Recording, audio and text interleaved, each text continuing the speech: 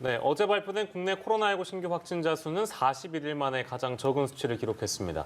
하지만 여러 위험 요인들이 많아서 확산세가 꺾였다고 보기는 어려운 상황인데요. 네, 박진영의 출근길 인터뷰 오늘은 신상엽 한국의학연구소 학술위원장을 만나 현재 코로나19 상황을 짚어본다고 합니다. 현장에 나가 있는 박진영 기자 나와주시죠. 네, 박진영의 출근길 인터뷰 오늘은 신상엽 학술위원장과 이야기 나눠봅니다.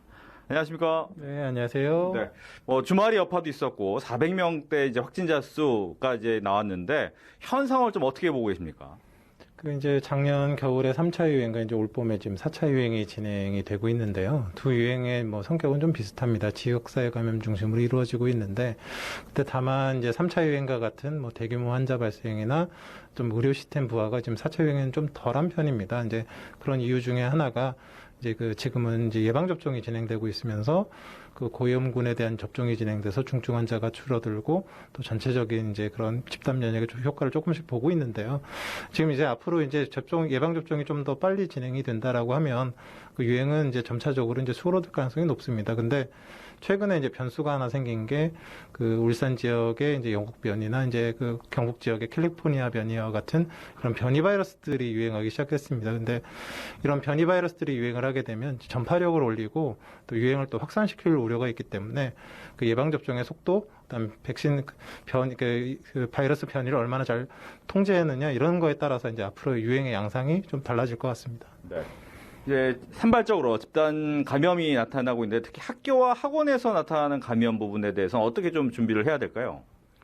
그래서 지금 학교 같은 경우는 정상적인 이제 정규 수업 같은 경우는 그 이전과 이후 이제 과정에서 방역 통제가 굉장히 잘 되는 편이라고 생각하고 그 과정에서 이제 대규모 집단 감염은 좀 어려울 거라 생각합니다. 그런데 그 학교를 마치고 나서 방과후학교, 돌봄 교실, 아니면 학원, 이런 곳들을 이제 그 친구들끼리 이제 같이 다니고 이런 과정들이 좀 어찌 보면 좀 방역에 소홀함이 있거나 문제가 있을 수 있고, 그래서 이제 그런 학교 매개의 집단 감염이 있을 때는 학교 자체만 이제 볼 것이 아니라 그런 여러 가지 이제 아이들의 동선들을 잘 좀 관찰해서 거기에 이제 위험 요인이 없는지를 좀 찾아야 될 것 같습니다. 네.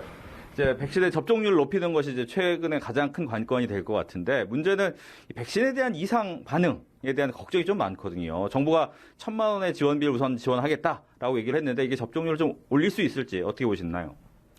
백신이라는 게 이제 본인의 건강을 위해서도 맞는 거지만 집단 면역을 위해서 공공의 이익을 위해서 맞는 부분들도 있고 그래서 정부에서 예방 접종을 독려를 하고 있습니다. 그런데 이 코로나19 백신 접종 자체가 전 세계적으로 다 처음이다 보니까 효과는 어느 정도 입증이 됐는데 안전성 부분에는 아직 좀 충분히 모르는 부분들이 많이 있습니다. 그래서 뭔가 이제 문제가 생기고 접종 후에 문제가 생긴 것 같아서 보상을 해줘야 되는데 보상을 해주려고 그러면 이제 근거가 있어야 되는데 아직은 그 근거가 충분치 않은 경우들이 많이 있습니다. 그래서 그런 중증 반응이 생겼을 때 아직은 이제 그 인과관계가 명확지 않더라도 지금 이제 정부에서 얘기하는 거는 지원을 해드리겠다는 겁니다. 그래서 중증 환자들이 이제 치료를 받을 수 있도록 충분히 지원을 해드리고 나중에 이제 좀 추가적으로 연구가 되면서 그 인과관계가 확인이 된 경우에는 이제 적절한 보상 체계로 또 이제 진행이 돼서 또 추가적으로 이제 진행하는 이제 2단계의 이제 어찌 보면 그런 지원책들이 이제 진행이 된다라고 보고요.